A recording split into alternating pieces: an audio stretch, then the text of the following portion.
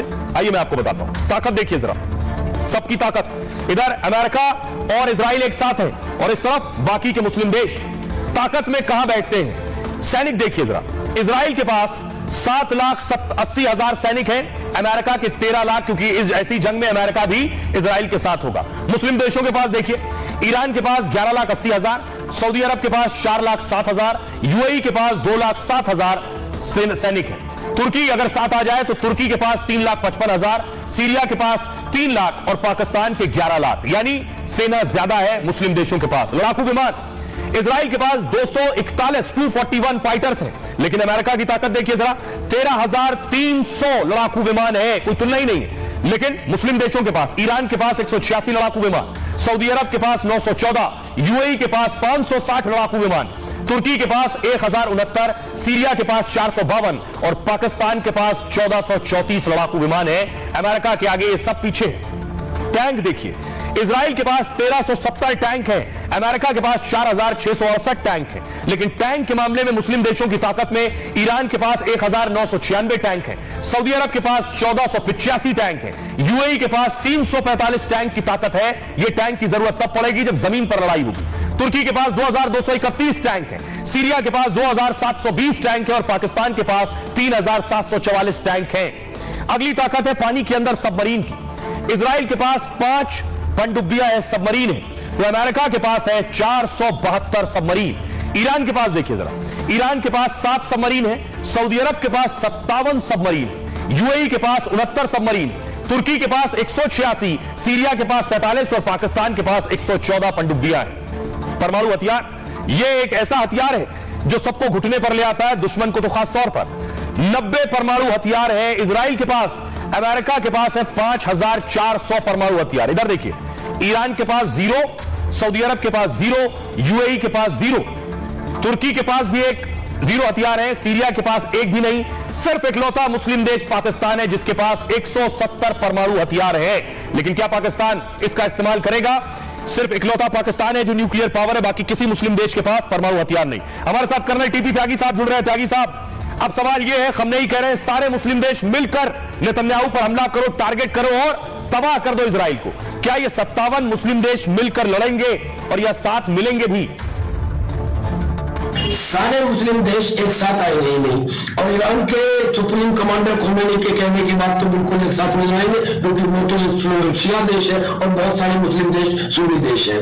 और अगर वो आते भी हैं तो वो कुछ मदद नहीं कर पाएंगे, क्योंकि 57 देशों में से OIC के ज्यादातर देश तो कुछ करने के काबिल ही नहीं है। हमें नहीं लगता कि सब देश एक साथ आएंगे। अगर आ भी गए तो फिर क्या पहले इतिहास में ऐसा नहीं हुआ? आ भी गए तो अगर स्वेट एनालिसिस करें तो इजराइल के पास डिफेंसिव पावर ऐसी है जो किसी के पास नहीं है, यानी कि आयरन बीम, आयरन डोम, डेविड स्लिंग, एरो 2, एरो 3 और फिर उसके ऊपर प्रिसिशन लेजर मिसाइल। यानी कि कुल मिला के इजराइल के अगेंस्ट मुस्लिम देश आ भी नहीं सकते, और अगर आए भी तो वो इजराइल को अटैक करके हरा भी नहीं सकते, बल्कि उल्टा ये है कि इजराइल उनके ऊपर अटैक करके उन्हें बहुत नुकसान पहुंचा सकता है। बहुत शुक्रिया टीपी त्यागी साहब। त्यागी साहब कह रहे हैं ये सब एक साथ आने वाले नहीं है, केवल गीदड़ भपकी है, और आ भी गए तो इजराइल इन्हें फिर दौड़ा दौड़ा कर मारेगा, क्योंकि ये साथ आते नहीं। तस्वीर आप देख रहे हैं, ये है ईरान के राष्ट्रपति, और ईरान के राष्ट्रपति पहुंच गए कतर, जो कि मुस्लिम देश है। कतर के राष्ट्राध्यक्ष अल थानी से मिले हैं ईरान के राष्ट्रपति, सबको एकजुट करने में जुटे हुए। लेकिन मैं आपको बताऊं, क्या ये मुस्लिम देश इजराइल के खिलाफ एकजुट होकर एक साथ आएंगे, लड़ेंगे, इजराइल को खत्म करने की ताकत रखते हैं? एक एक के बारे में मैं आपको बताता हूं। नेतन्याहू एक तरफ, अब देखिए जरा इस्लामिक देशों का हाल। सऊदी अरब से शुरू करूंगा। क्या सऊदी अरब ईरान के साथ आकर नेतन्याहू के खिलाफ लड़ेगा? सऊदी अरब के इजराइल के साथ संबंध सामान्य है, नॉर्मल है। वो इजराइल के हमले की निंदा करता है, इजराइल से युद्ध विराम की अपील भी करता है सऊदी अरब, लेकिन जंग में इजराइल के खिलाफ सऊदी अरब नहीं उतरेगा। सऊदी सुन्नी बहुल देश है तो ईरान शिया शक्ति है। इसके साथ ही अमेरिका से सऊदी के रिश्ते बेहतर है। अगला नाम है कतर का। क्या कतर लड़ेगा इजराइल के खिलाफ? कतर जंग में, मध्यस्थता में सक्रिय भूमिका निभाता है। इजरायली बंधकों को रिहा करने में, कराने में भूमिका निभाई थी, और हमास नेता इस्माइल हानिया को भी शरण दे रखी थी कतर में। ईरान के साथ उसके मधुर संबंध है, और लेकिन कतर का खुलकर जंग में आ पाना मुश्किल है। इजराइल जैसी कतर की सुरक्षा मजबूत भी नहीं है। अगला नाम है तुर्की का, जॉर्डन का। क्या जॉर्डन लड़ेगा खिलाफ? जॉर्डन तो लगा हुआ है इजराइल से।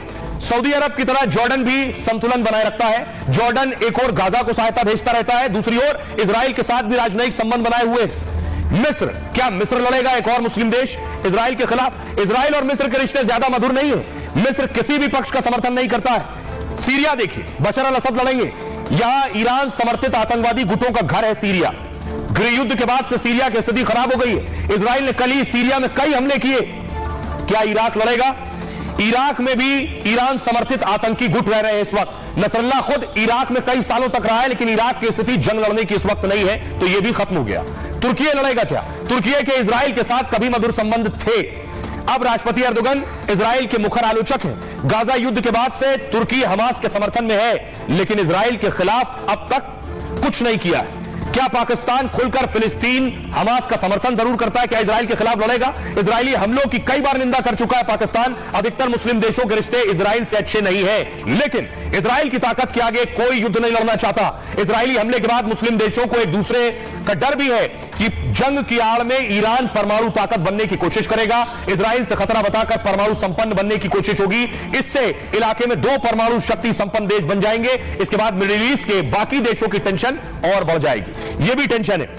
अब आपको सुनवाता हूं पाकिस्तान के लोग क्या कह रहे हैं। मुस्लिम देशों को तो आपने देख लिया लड़ने को तैयार नहीं है, क्योंकि पुराने जो इनके सामने नजीर रही है इजराइल से मार खाने की, वो बहुत खराब है। पाकिस्तान की आवाम क्या कह रही है? क्या सबको साथ आकर लड़ना चाहिए? सुनिए।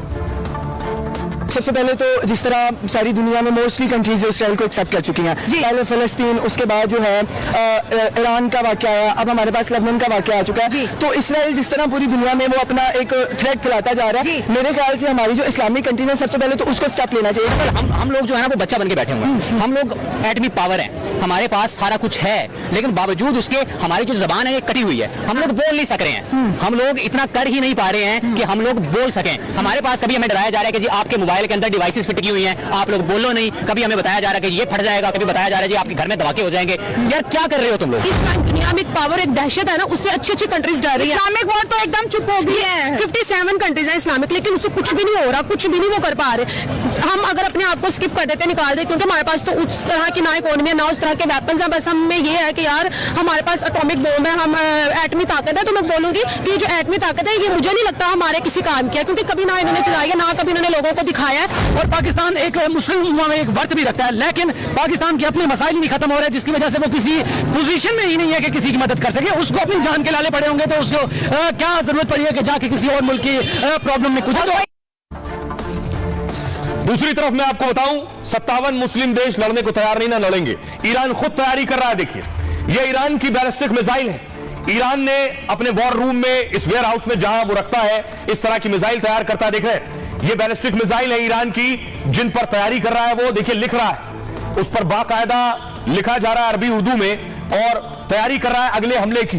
बाकायदा इसका वीडियो बनाकर जारी किया है ईरान ने। अब मैं आपको बताऊं कि आखिर ईरान पर इजराइल का प्लान क्या है। ईरान ने कह दिया वो फिर हमला करेगा, लेकिन इजराइल ने भी, नेतन्याहू ने प्लान बना रखा है, और नेतन्याहू बोलेंगे नहीं, सीधे करेंगे। उनकी नजरें निगाहें पहले से हैं। ईरानी हमले के बाद इजराइल का प्लान तैयार है। इजराइल ईरान पर बड़े हमले को अंजाम दे सकता है। इसके लिए इजराइल के पास कई विकल्प हैं। इसमें सैन्य है, आर्थिक और परमाणु ठिकाने शामिल हैं। बाइडेन ने परमाणु ठिकानों पर हमले करने का समर्थन नहीं किया, नेतन्याहू को रोका है कि ईरान के परमाणु ठिकानों पर हमला मत करना। लेकिन जंग में नेतन्याहू के रुख को देखते हुए कुछ भी संभव है। नेतन्याहू सुनते नहीं किसी की। 10 बार बाइडेन कह चुके सीजफायर करो, जंग रोको, नेतन्याहू ने नहीं सुना। कहा नसरुल्लाह को मत मारना, मार दिया। हवाई हमलों से सुरक्षा करने के मामले में ईरान कमजोर है। इजरायली मिसाइलों या वायुसेना की बमबारी एक विकल्प है। ईरान के मिसाइल और ड्रोन ठिकानों पर हमला हो सकता है, यानी इजराइल की कोशिश होगी कि वो ईरान के हथियार तबाह कर दे।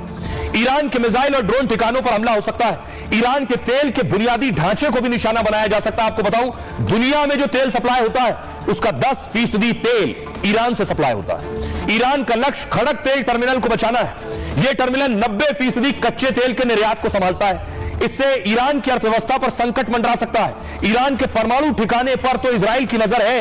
इजराइल ईरान का परमाणु ताकत बनते नहीं देखना चाहता है। क्यों? क्योंकि उस मिडिल ईस्ट में सिर्फ इजराइल के पास परमाणु हथियार है, दूसरा कोई देश नहीं। इजराइल भी नहीं चाहता है कि ईरान न्यूक्लियर पावर बने। अब मैं आपको बताऊं कि इजराइल और अरब देशों की जो लड़ाई है, ये लड़ाई क्या यहूदी बनाम मुस्लिम है? ये इजराइल की आम तस्वीरें, कभी कोई यहूदी किसी मुस्लिम से लड़ रहा है, कभी कोई मुस्लिम यहूदी से लड़ रहा है। आपको बताऊं, ये यहूदी मुसलमान की जो लड़ाई है, इसके पीछे वजह क्या है? क्यों एक दूसरे के खून के प्यासे हैं? इसकी शुरुआत कहां से होती है?